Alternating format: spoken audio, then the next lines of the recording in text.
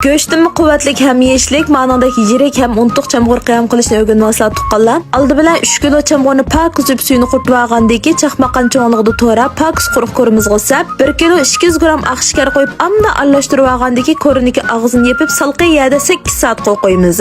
Akşam yatarga qo'ysa, tongda chamg'urning suyi chiqib, shakarlari erib, mana ma holatga keldi. Aki bitta limonni suyini siqib aralashtirib olgandiki, bo'sh o'ti 15 minut ko'vigini ap qaynatamiz. Chamg'ur o'pkini silaqlab o'tani tutadi, umumiy badanni quvvatlab, immunit kuchini oshirib qolmay, qarishni kuchaytirish roli bor. Aki salqi yerda yana 8 soat turg'izmiz. Am tushdiki bo'ldimi? Am yana ikkinchi qatim bo'sh o'tni yarim soat qaynatamiz. Demak, 2 qatim qaynatmoqchimi tuqqanlar. To'liq sovug'andiki, Nurimagulniki ajriga o'p yurak big'irlarni amda bergandiki, aki qo'rq ayna qachimizga qachilib olmiz tuqqanlar. Agar yirik yeyishni yaxshi ko'rmaslar, izvob islam bo'ldi jumut. Am yuqori ko'rsatganim bo'lsa, odatdagi chamg'ur bilan shikarda qilgan qiyam. Am ma'vusi hoylalardagi chamg'ur bilan emas, kalpinniki ishqali açal chamg'urmadan hech qanday shakar qotmay sap asal bilan qaynatib tayyorlagan quvvati teg'imi kuchlik diabetlarni yeyishga bo'ladigan al-nuri chamg'ur qiyami jumut qala tayyorla avachilligim yo'q quvvatli chamg'ur qiyamini yeyning deydigan tuqqanlarim boshbat kirib do'yindikin misat vasla bo'ldi 3 quti asla favqulodda muvofiq.